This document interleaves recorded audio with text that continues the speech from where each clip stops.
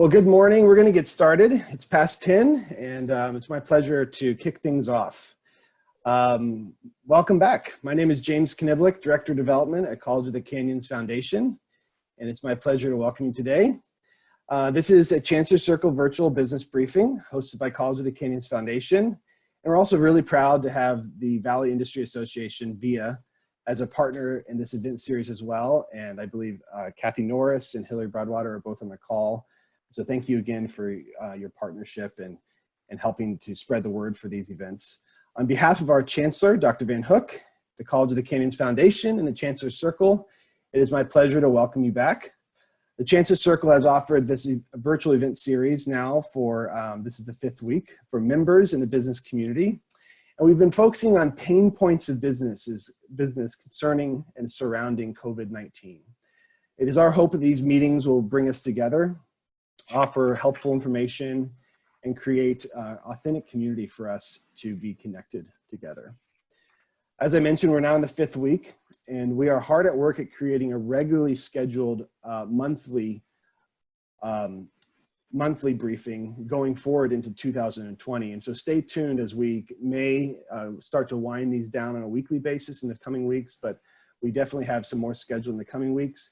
But we're really excited, even though we're in the midst of stay at home, to see how this virtual interaction can keep us connected and engaged. And I'm really happy with the response that we've gotten from so many members and business leaders that we're able to connect together. And we plan to do that and to continue to do that in the future. Today, we're excited to feature 2 business leaders this morning, both of which are close partners to the Foundation and College of the Canyons. As we get started, keep in mind that you've entered into the Zoom call as kind of automatically muted, but this is going to be a very interactive session. Dr. Sweet is a very interactive presenter, as well as Raphael wants to hear your questions as well. So don't be shy. Please plan to ask questions. You can drop them in the chat, or you can even just kind of notify us on the chat if you'd like to speak up and share, and we will call on you, and we want to hear from you. So go ahead and use that chat box. What I'd like you to do is just for everyone to kind of get used to that, and also is a helpful record of who was on the call today. Go ahead and find that chat box and just say hello. Write your name or just say hello, and that way we know that you're there. And especially if maybe if your account is associated with a name that's not your own, and you haven't changed that name, or it's your phone number, go ahead and mention your name, and so that we can hear from you. If you are on the phone, you can unmute yourself by pushing *6. All right, well, we're going to get started, but before we do, I want to just mention what next week's presentation is. We're really excited about what we've put together, and thank you to so many of our volunteers, most of which Jill Milady, who's our our chairwoman of the Chancellor Circle Steering Committee, and next week's presentation will be on staying healthy in the new workplace, health and wellness strategies for businesses during COVID-19. We're actually going to hear a very brief update from Stephanie English, the field deputy, and from the office of Catherine Barger on what we can expect and businesses can expect in the coming weeks coming from the county. And we're also going to hear from a UCLA physician, Dr. Dahu Dwala, internal medicine and family practice, talking about best practices staying healthy for employees at home and at work. And Larry Schaller, a name that many of us know, College of the Canyons Director of Student and Health and Wellness, a wealth of knowledge. He's going to share what he's seeing on the front lines of students, but it certainly applies to mental health and wellness for your employees as well. So please plan to come next week. And that call is actually going to be at 9 a.m. There's a county event that's taking place virtually that we want to precede. So plan on coming at 9 a.m. Well, it is my pleasure to introduce Jill Milady, just to welcome everyone. Now I've gotten some of the housekeeping away, and Jill, go ahead and welcome everybody and share anything on your heart, and then we'll bring up Barbara Sweet. Well, thank you, James, and thank you for everyone who has joined us today, and especially to our presenters, Dr. Barbara Sweet and Raphael Paris from Scorpion.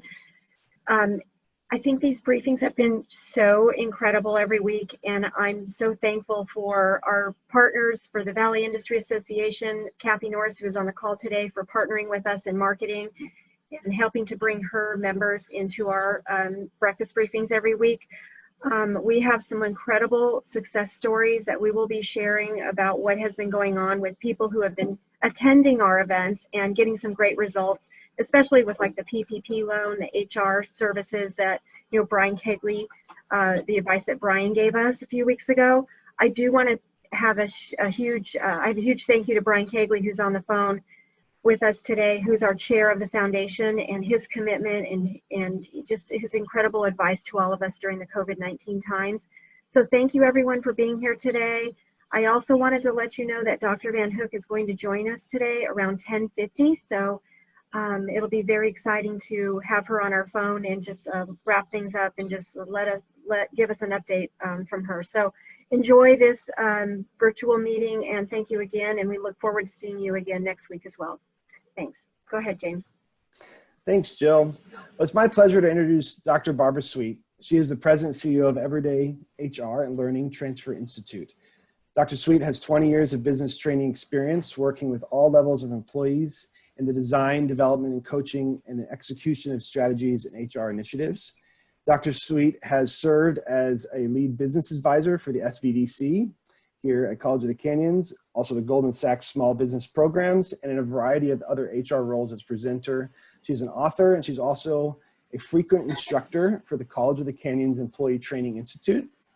Barbara received an MBA from Pepperdine University, as well as her doctorate from Pepperdine University and an MBA from the University of Redlands.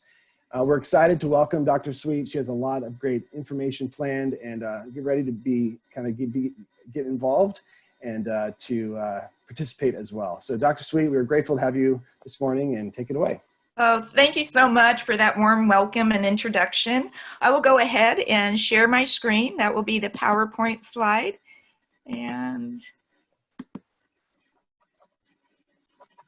okay, and if you cannot see the screen, please just give us a chat that you're not seeing it. It should read Improving Employee Engagement, Leadership Strategies During and Post what we're going through right now. And so my hope is today is to give you some framework. So whether we're currently in the situation as we are now or in the future, that it can be adaptable to your needs. And what we're going to review today is just how do we refocus our core leadership strategies? Also, how do we get employee engagement? What's within our control? What's within our influence? Also, how to deal with conflict. Conflict is not necessarily bad. It can be very healthy if there is trust involved, and that we start focusing more on what are the interests more than the position of people.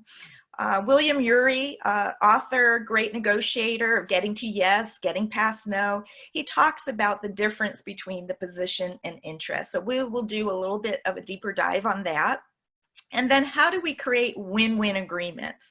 We all have different paradigms of how we think the world should be.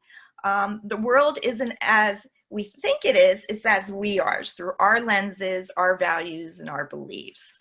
As mentioned in the introduction, I'm President and CEO of Learning Transfer Institute, and we offer a variety of online as well as in-person training. I also am a president of Everyday HR, and what we do for particularly small businesses who do not have an HR function is we go in there, we can do HR audits, and from that we find certain needs. And so it might be creating employee handbooks, putting together a performance improvement plan, creating incentive programs, and something that as we go through this training today that I often do is management coaching. And so we offer 360 assessments. So we get feedback from your vendors, from your clients, from your staff of how well you are in leading your area. So as was mentioned, this is highly interactive, so you want your fingers next to the keyboard. And so I'll go ahead and put the poll out there, and to think about what percentage of your workforce right now is working from home. I know based on the type of environment you have, it may be a little different. So let me go ahead and get to that.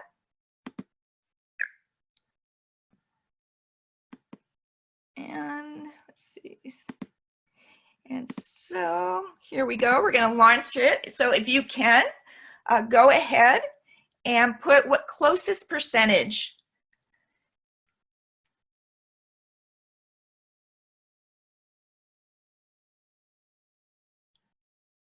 And we'll wait just a couple more seconds to get everyone's input.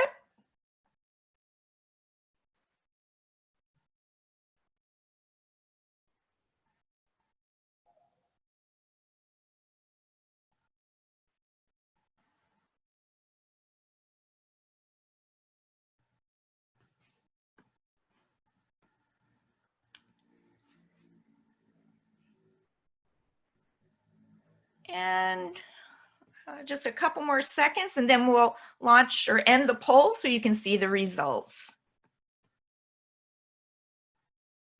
Okay, and here we go.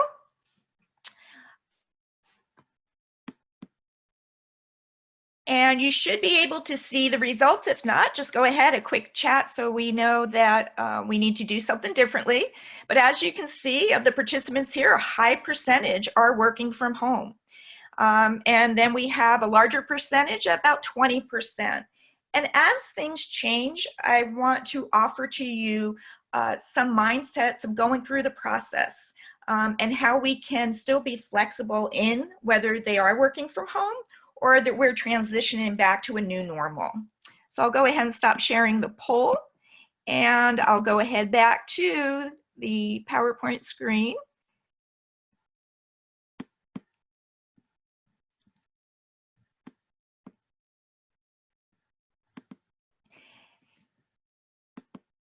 And here I have another part. This time you're actually going to use your chat.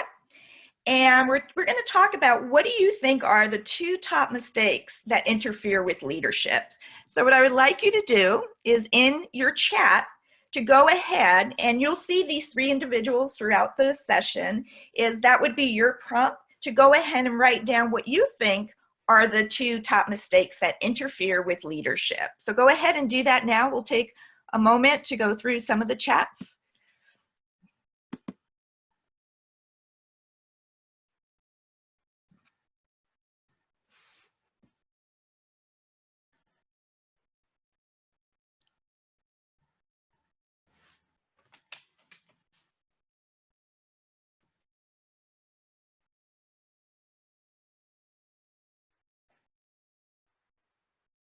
Okay, and just a little bit longer so we can get some great input. I feel you are the one with the greatest wisdom. You're closest to your situation.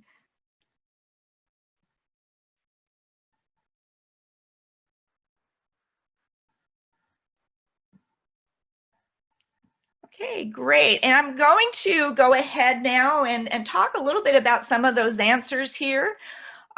We have Paul saying ineffective communication, and that is true. We will do a deeper dive on how to be a better communicator as a leader. Lack of transparency, lack of empathy. I also, one of the more popular webinars during this time is emotional intelligence. And empathy, I want to clarify how I look at it. Empathy to me, you often hear, is putting yourself in someone else's shoes. But here's the thing, you have to take off your own shoes first. And that means putting aside your values, your thoughts in what you think it should be in order to really come from a framework of where they may be coming from. And I'll give you some supervisory examples as we go through the webinar. So spot on, Heather, with that. Honesty and transparency. Brian said, assuming everyone sees the issues the same way as you see them. And we're going to look at motivation and see how we can work through that. So really great response, highly engaged. We really appreciate that. So here are 2 that I tend to focus on. I think you've addressed it, and I just put that as an umbrella. So the first one is mistake, is that leaders have not managed themselves first. So when we've heard about empathy, about communication, that's what they say is put on your own oxygen mask first. And I work with a lot of managers in coaching them of how to be better managers, and it really starts with them. Before we even get to how to lead the others, it's really about how we can manage yourself. What I would like to refer to, it's really about self-management. The second one is they don't allow people to manage themselves against shared expectations. One of my roles in everyday HR is to do recruitment for your business. And I ask an applicant this specific employment question. Describe a worst supervisor that you have or had and why. And what comes up, number one, is micromanaging. My supervisor does not give me the freedom to do what I know to do. It's kind of like when you're taking a drive and you have a backseat driver. You know how to drive, but someone's insisting they need to tell you how to do that. The other part, and this comes from my HR perspective, is shared expectations. That's really important that we are clear, that we cannot be misunderstood about a situation. So we'll cover that as well. So let's get first to that first mistake of how do we put our own oxygen mask on? The first is, and this comes from Stephen Covey, is seek first to understand. And what I'm talking about here is not the simple day-to-day, but what's called deep change. And there's actually a book from Robert Quinn that's really great. And it's those moments where we're a little bit torn. It would be those moments where you just got off the phone with a customer and they are very irate with the conversation they had about your employee. You just heard from saw in an email that a customer said they delivered the wrong parts. And what's really required of us, and William Ury, the person I mentioned before, talks about hit the pause button. And that is, he refers it as go to the balcony. And so before I would even talk to that employee from a emotional intelligence standpoint, I have to understand where are my emotions at that point. And the only thing we have control over is what we think, what we say, and what we do. And oftentimes what we think about a situation really does translate in how you're being received by your employee. So if that requires just hitting the pause button after that phone call and regrouping, because when you go to that employee, they're looking for what I consider an open mind policy. Too often we hear the open door policy, but this is something much more. An open mind policy is that I'm not going to rush to judgment. I don't know all information. So I am going to investigate first before making any kind of conclusion. Next is encourage and consider feedback. When I do coaching or do training on performance management, we talk about how we need to have a dialogue, and that is two-way conversation, not a monologue, where we tell them this is what you did not do correctly and here you need to improve it. What I generally do is try to find out the why behind it, and something that I may not be aware of why they were late to a meeting or late to work. And by at least knowing that information, we collectively can have a better outcome. And also consider their feedback. Sometimes you may not agree with it, but people want to know that you welcome their ideas and they felt understood. Again, empathy doesn't mean I have to agree, but I can understand where they're coming from. Also, when I mention feedback, it's not just the feedback in that situation. It's also the feedback, are you willing to get feedback from your staff about how they think about your leadership? And that's what we call vulnerability or authentic leadership, is really trying to understand. I do get some requests from HR, from management. Can you teach our supervisors how to receive constructive feedback of how they're leading? So sometimes in those moments, whether it's a one-on-one or even in training, we'll have where people will, if there's trust that they can really give that information, is to just say thank you. Thank you for that information. Too often we listen, not to understand, but we listen to reply and reload up, right? So we want to make sure we don't do that. Next is listen attentively and reflectively. Most people, in terms of how long people actively listen, is 17 seconds. We don't have, especially in this day and age, a really large attention span. So it really requires us as leaders to listen to what is being said. And what employees really like to hear is saying, what I thought I heard you say is this. And that's all that we're getting at that point. Too often as leaders, we want to problem solve. And we need that pause to at least acknowledge and understand where they're coming from. And then lastly is focus through a proactive lens. There's a lot of things here that we can't do because of our situation. In Stephen Covey, he talks about proactive, and that is focus on what we can do, what's within our control. And that's where we also set the example, but we also encourage our employees to do the same. Here, as I mentioned, most people do not listen with the intent to understand, but listen to the intent to reply. How do we get employees engaged? Well, let's talk about a particular topic that seems of interest is motivation. And there is intrinsic, my internal truth, and there's external things that you might do as a company to, in your mind, encourage motivation. We'll also talk about circle of influence. How can I inspire my staff to do what I would like them to do? We're also going to talk about accountability. I'm going to give you some ideas, particularly in the virtual environment, and then also where you can carry that forward if that environment changes. And that's through concise communication, mutually understood expectations and outcome.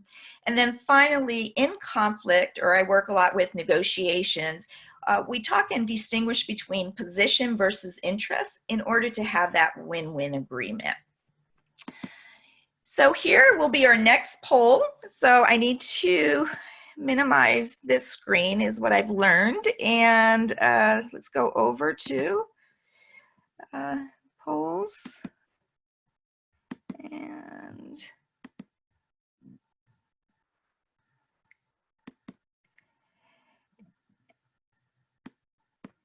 And so we're on poll number 2, and I will go ahead and launch it. The nice part is it's a 50-50% chance of getting it right. It's either true or false. So let me go ahead and launch that.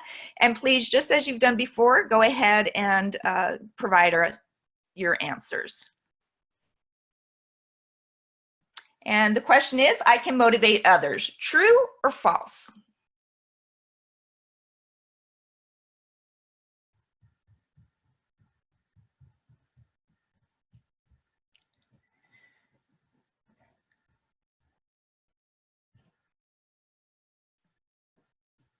Couple more seconds.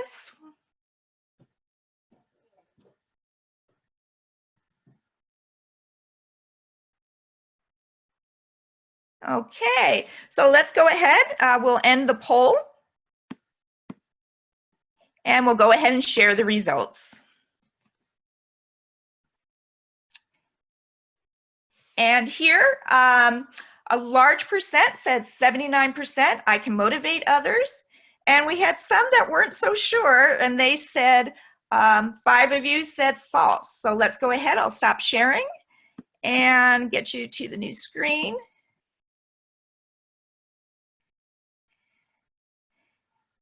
And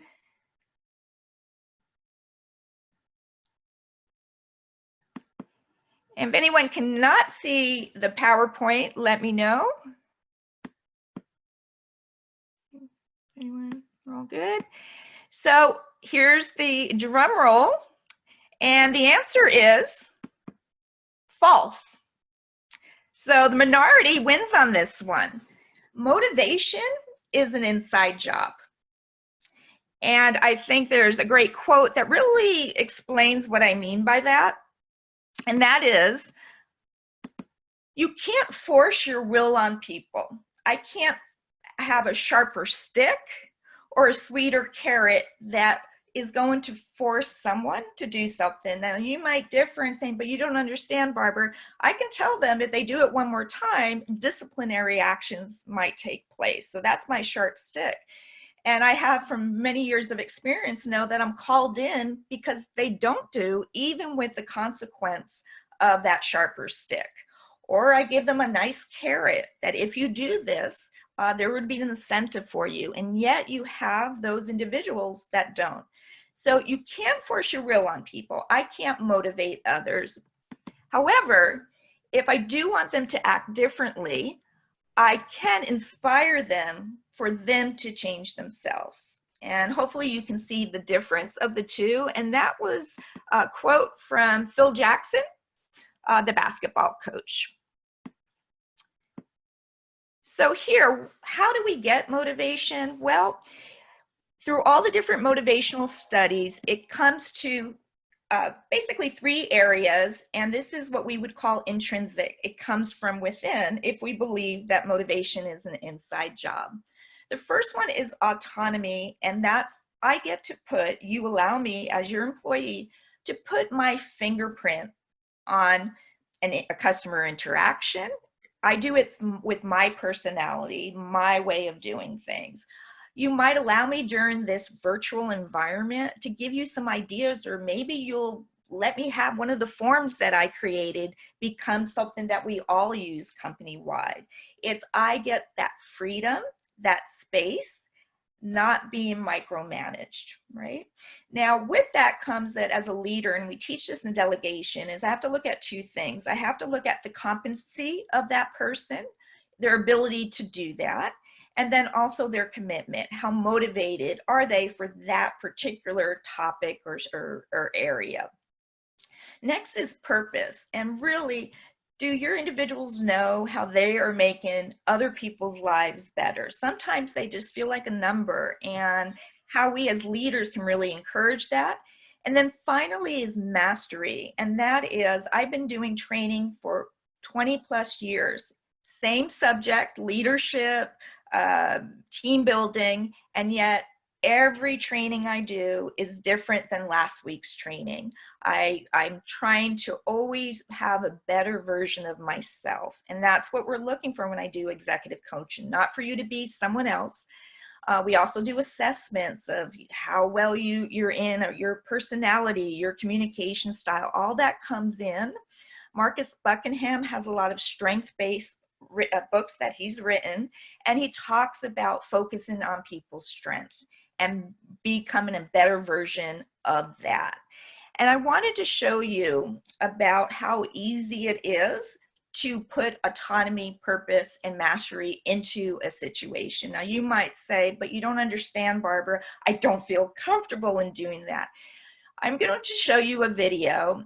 It's primarily visual more than hearing people's voices, and it is dated. It's back to maybe, hopefully all of you have been born after this time, but 2009, okay? So the quality isn't what we're used to at this point, the excitement, but I think it really gives a powerful message. So let me go ahead and stop sharing and get to that part of it. And afterwards, we'll do a debrief on that. So if anyone cannot see the screen, please let us know, and I'll go ahead and get it started.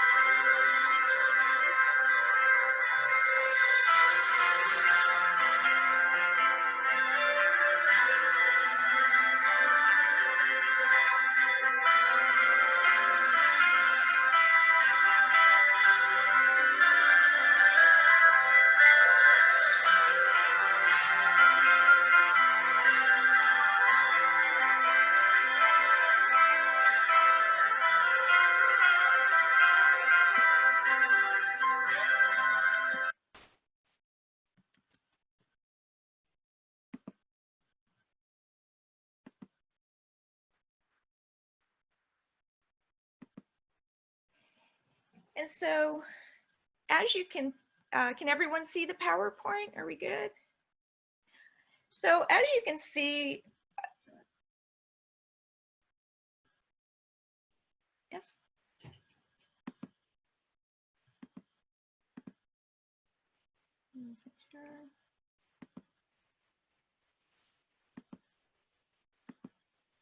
Okay, so here's the slide. So as you can see, Johnny the bagger, all that he was told was, here's what we need done is to create a customer experience.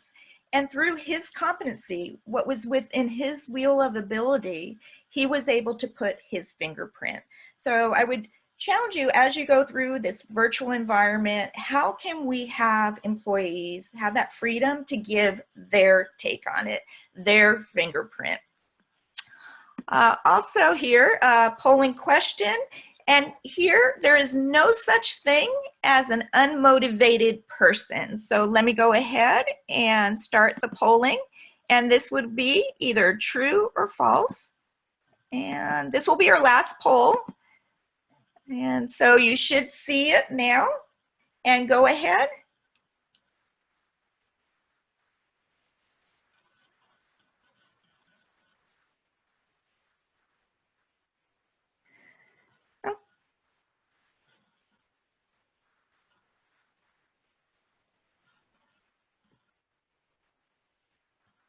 Okay, a couple more seconds.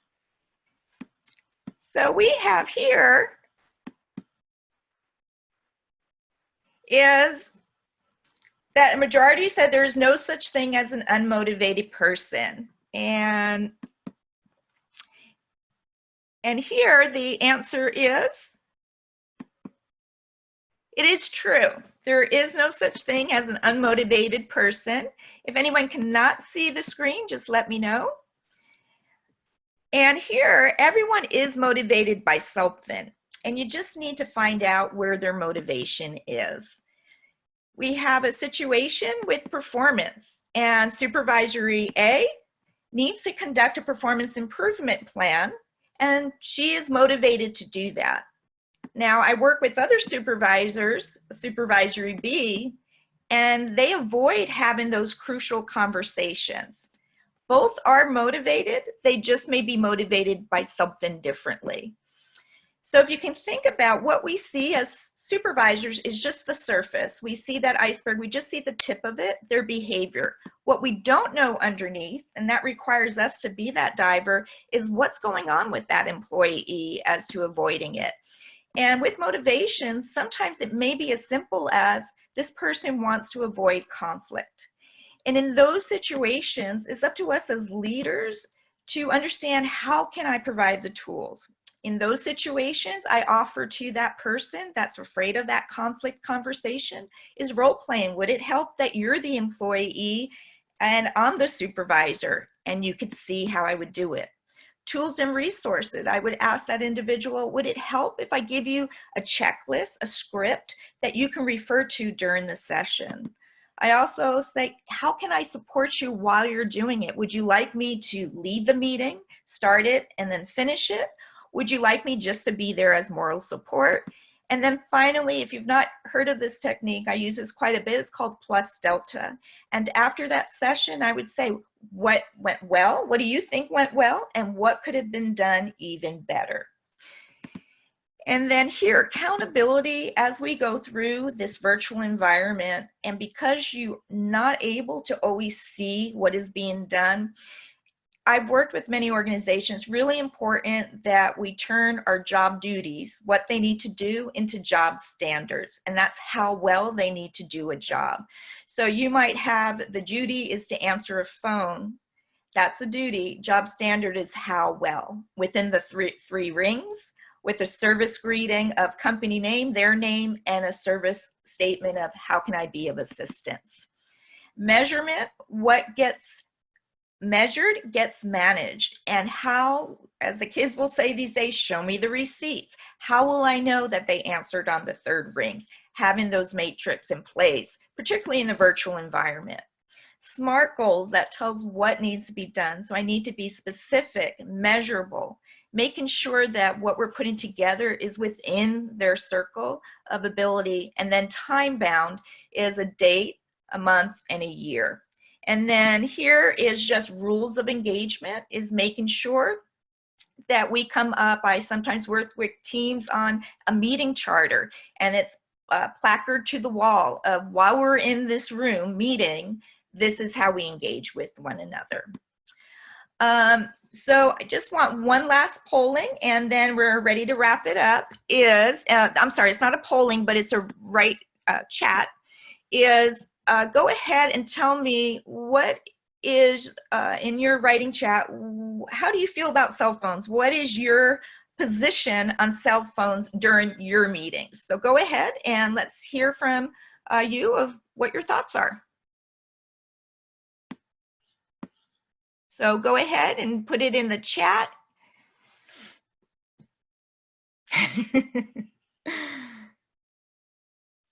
Okay, so for time purpose, oh, very good. Okay, required to leave cell phones, yep.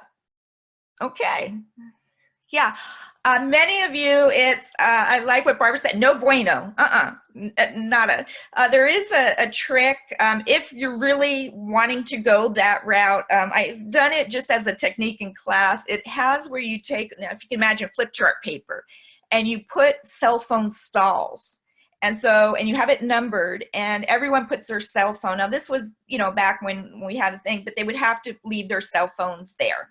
And so they would pick it up afterwards. So, and then the next question I have that based on your answers is why? Why is that your position about cell phones? So go ahead and write down why you feel that way. And just put it in the written chat, and let's see what we come up. Yeah, the distraction, disrespectful, distraction, absolutely. And so here we have to really understand when we're dealing with, because it is a conflict. They want to bring their phones. I don't want them to bring their phones. And we have to separate the two. Yeah. And so here is team leader versus team members. And here we have engagement and the bridge of what we want is engagement. I'll give you just a quick point, and then we'll go ahead and hand it over to the next presenter. I'll give you a quick scenario of where this comes into play. Years ago, I had that you cannot have any cell phones and a training, and I willed it upon them not to have it. And I've matured in my leadership in that capacity, and that was, for me, now when I go to training, they all have their laptops out, they all bring it out, and how can I inspire them on their own to close it? And what I do, as you can see here, is I'm highly engaged. I try to make sure that they're involved in that process. So right away, I get them involved. I also set them up in teams, and in those teams, I make sure there's a rotating leadership. And peer accountability, there's a book called 5 Dysfunctions of Teams. Peer accountability can be very strong. And what is great is within 20 or 10 minutes or so, they're closing their laptops. Not because I required it, because they wanted to, because they felt engaged. So with that, I just want to leave you with one parting part here. And let me get to that. And that is between stimulus and response, there is space. And taking that pause, understanding why we're requiring it is our power to choose how we respond. Here it's our freedom. And who had said that was Viktor Frankl, who was a Holocaust survivor. So we're going through tough times, I know we are, but we do need to kind of pause with our emotional intelligence and really understand how we can approach a situation. So with that, I'll turn it over to our next presenter.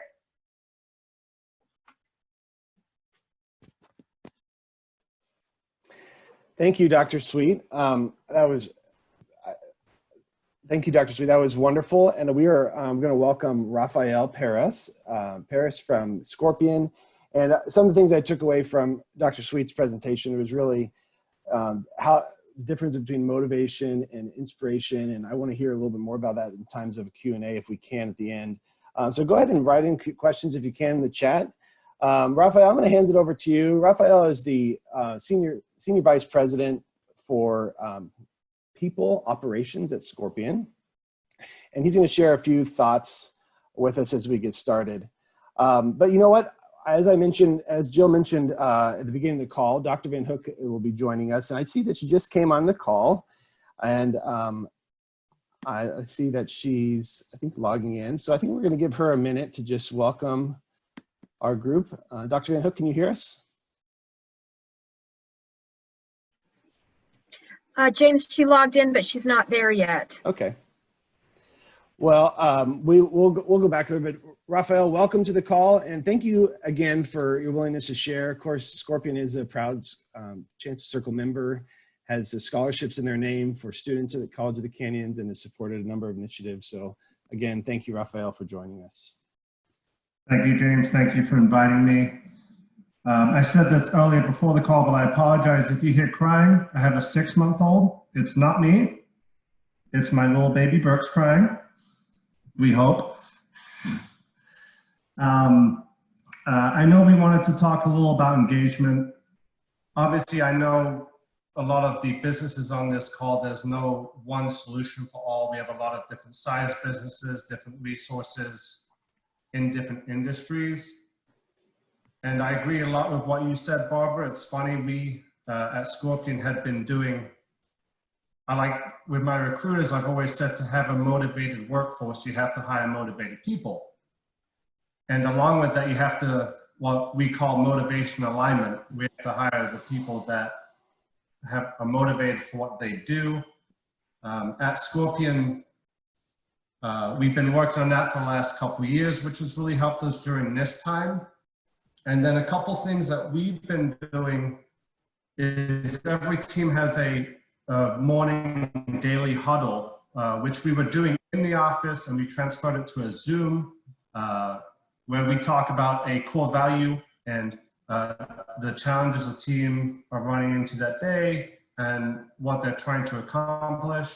We also have the CEO do a weekly State of the Union, where during this entire time, we've been extremely honest with how the company's doing.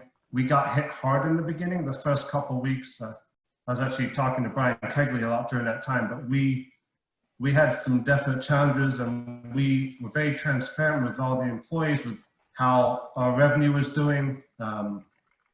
We also, on the flip side, did a lot of measures to not lay people off as much as possible. One of our biggest competitors actually laid off 40% of their workforce, and we ended up laying off 20 people, which I think was extremely impressive for having a company of over 800 employees. We obviously, execs took pay cuts. We removed every perk, every possible cost-saving thing we could do. Unfortunately, we were over the size for the PPP loan, so we didn't qualify for that, which would have definitely helped. But yeah, with all the changes and the cost-saving measures we did, we were able to only have to let go of, I think, 2% of our workforce. Along with that, we also, anytime we get a new sale, we send it around to the whole company. We do what we call mojo emails, where any highlight of any good changes we've made or sales, we let everyone know. That's pretty much, and then also one other thing is we had teams who can't work. We have like our studios who make videos and ads for clients. They can't do that right now. So we've had, and even half my team, we have them jump into client-facing roles to help client retention, but also it gives them a feeling of helping the company, and we've made it a team effort to get the company out of COVID-19 in one piece. And then also obviously we've helped everyone set up to work remotely, which I think we all are on this call working remotely. Raphael, thank you so much. We've got a couple questions already coming in. And as I mentioned, Dr. Van Hook's on the call. So we're going to come right back to you, Raphael. Welcome, Dr. Van Hook.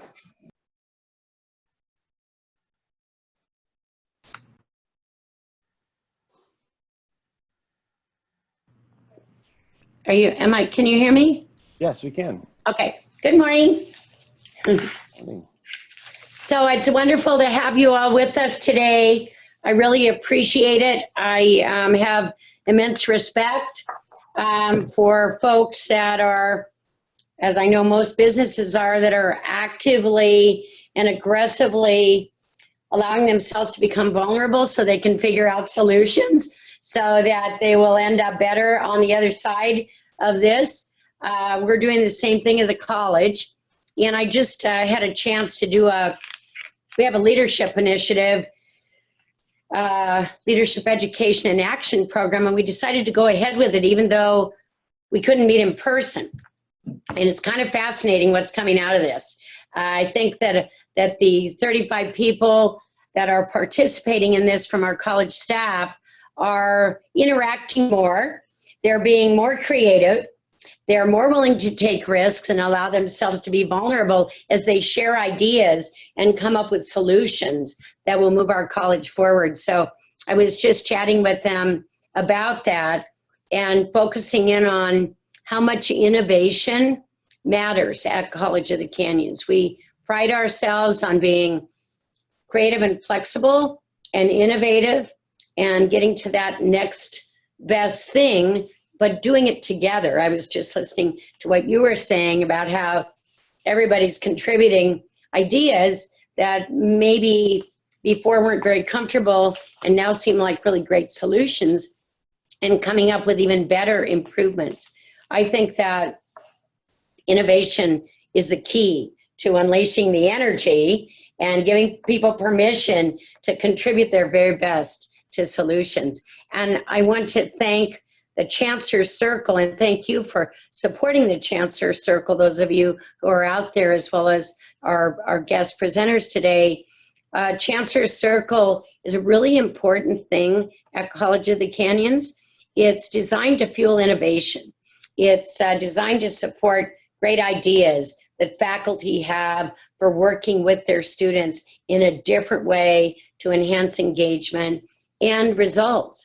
And we couldn't do that if it were not for the support of the Chancellor's Circle. So I thank you. I thank those of you who have joined Chancellor's Circle and support us. I certainly thank the foundation staff, in particular James and Jill Milady, for being the leader of that initiative. We've now funded about 134 innovative projects at the college that have, most of which that have become incorporated into our regular operations and teaching and learning process. So I appreciate that. And I'd like to also thank VIA for being a sponsor and joining in this initiative to help keep the dialogue going, keep the ideas going, help people realize that everybody out there is struggling with some of the same things. We get really smart ideas when we listen to business representatives because we can kind of get into this educational ease stuff, but I think some of the businesses get good ideas from us too. So I want to thank VIA for doing that. VIA was my first business partner when I came to College of the Canyons. I was just thinking about, as I was looking at my calendar, that it was 32 years ago tomorrow that I was hired to come to College of the Canyons. And some of you in the audience may not even be 32 years old yet. But nevertheless, that's okay. You know, the older you get, the wiser you get, I hope. It's been a joy to watch the college grow from 4,000 students to 32,000 students. We know that in the fall, we're going to be the demand is already up. Our demand for our summer enrollment is up about 28% over last summer so far, and we still have 3 weeks to go. So we would not have been able to develop the area of collaboration with business if it hadn't been for VIA, because they took a chance on us. We didn't do much training when I came. We didn't have very many business partnerships. And VIA, Connie Warden-Roberts was the head of the VIA Education Committee. And she took a chance on a partnership that has grown and has resulted in us getting millions of dollars to help businesses. So VIA's been a long, steady, flexible, and creative partner, and we appreciate that as well. So thank you again for helping us, and thank you again for letting me say thank you. Well, thank you, Dr. Van Hook. It has really been inspiring as we're working here at the College of the Canyons to see Dr. Van Hook's leadership and many that are kind of figuring things out and being innovative in times of supporting our students and continue to help pursue their dreams and pursue an education. We have time for a couple more questions, and with permission from our presenters, we'll go ahead and stay on the line for another 5-10 minutes. We've done this before in the past, and so if you need to go off at 11, that's perfectly fine. But I do think we'll have time for just a couple extra questions. Raphael, thank you for what you're sharing, and Raphael and I had a great conversation earlier this week, and some of the things he's doing and leading in terms of a human resources standpoint at Scorpion.